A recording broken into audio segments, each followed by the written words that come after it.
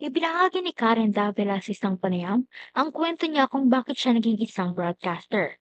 Sinabi niya na fashion designer ang kanyang gustong kunin sa kolehiyo, ngunit hindi sumang-ayon ang kanyang ama.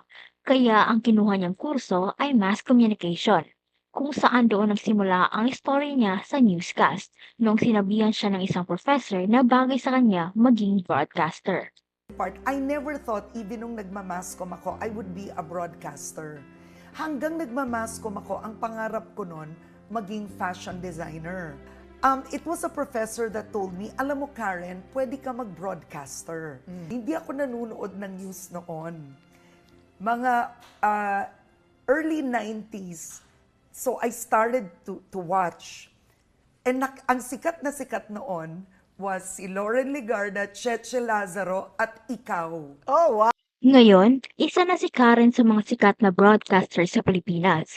Naging anchor o host na siya sa maraming programa sa ilalim ng News and Current Affair Division ng ABS-CBN, kabilang na ang Bandila, May Puhunan at TV Patrol.